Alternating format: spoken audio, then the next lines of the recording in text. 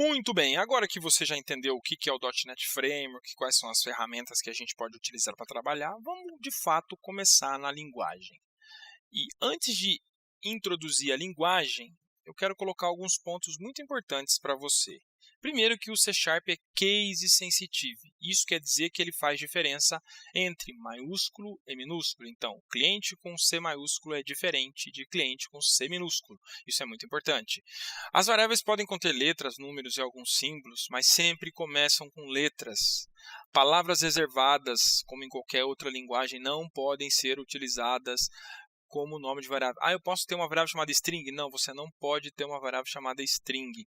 O C# também usa caracteres de controle. Isso é uma herança lá da linguagem C, de muito tempo atrás. Esses caracteres de controle, ou caracteres de escape, eles são precedidos de uma barra invertida. Então, quando tem uma barra invertida dentro de uma string no C#, ele pode entender que o caractere seguinte é um caractere especial. A gente consegue contornar isso de duas maneiras, se precisar colocar uma string, ou colocando um arroba antes do nosso texto, ou colocando duas barras. Então, alguns exemplos de caractere de controle, que é o >n, o >t.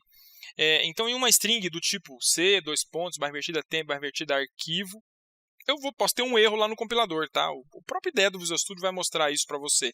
E aí você contorna isso ou colocando uma dupla barra, né? Colocando barra, nas barras invertidas, ou precedendo o seu texto por um sinal de arroba. Tá bom? Isso anula o caractere de controle. Um outro detalhe também é que as linhas no C# terminam com um ponto e vírgula, tá bom? Muito bem, vamos falar de variáveis. A linguagem C# é uma linguagem fortemente tipada. Isso quer dizer que todas as variáveis precisam de um tipo definido. E existem basicamente dois grandes grupos de variáveis. As variáveis do tipo value types, que são as variáveis mais básicas, como int, double, decimal, short, long, enum, structs e coisas do tipo. E existem os reference types, que são strings, class, arrays, listas e outras coisas.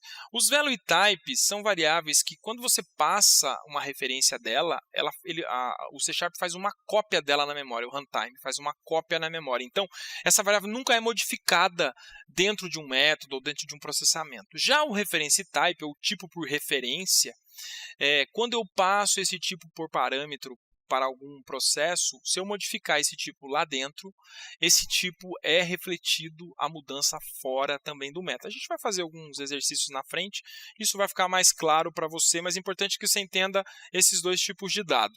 Tá? Para criar uma variável, basicamente eu vou tipar a variável, então eu posso fazer isso de duas maneiras. Eu posso colocar o tipo explicitamente, int valor igual a 10, por exemplo, ou string nome igual a Carlos, ou bool ativo igual a true, por exemplo. Ou eu posso fazer tipagem por inferência, onde eu uso a palavra var mais o nome da variável e faço atribuição de valor. Mas você disse que a linguagem C# é fortemente tipada. O var não está dizendo o tipo. Não, ele não está dizendo o tipo aqui no momento que você escreve o código, mas na hora que você executa a compilação, o compilador analisa o dado que você colocou aqui. Por exemplo, aqui é um inteiro, então o valor vai ser um inteiro. Então, lá no seu binário final, esse valor vai ser definido como inteiro. Então, ele vai sim ter um tipo. Isso é mais para simplificar a declaração de variável, principalmente quando a gente tem uns nomes bem grandes. System.data.sqlconnection. É var conexão e o compilador resolve para nós, tá bom? Então, no var, o compilador que define quando isso vai acontecer. E é o recomendado, inclusive, hoje em dia. O Visual Studio até recomenda que você use var. Quando você vai dar nome para uma variável, isso é uma coisa muito importante. Dê nome significativo para as suas variáveis. Não dê nomes do tipo var1, var2, num1, num2, i, x, z, w, h. Por dois motivos.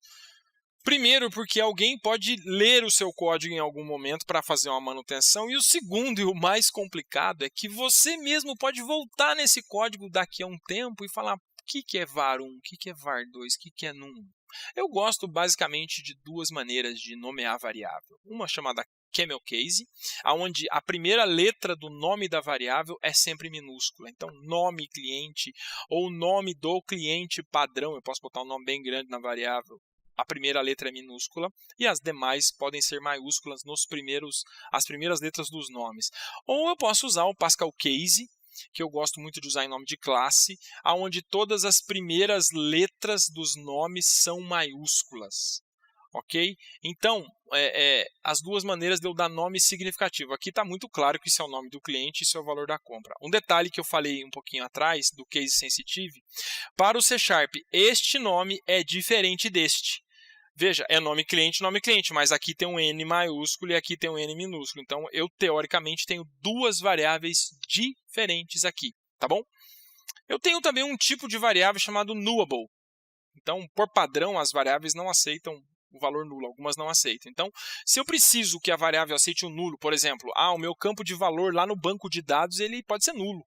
Então, eu tenho que indicar aqui no meu código que essa variável é um nullable. E eu faço isso colocando o sinal de interrogação depois do tipo da variável. Então, no meu exemplo aí, o int, apesar de eu ter atribuído o valor 10, ele poderia ser um nulo aí, assim como a minha variável do tipo endereço e a minha variável de data, que é o meu datetime.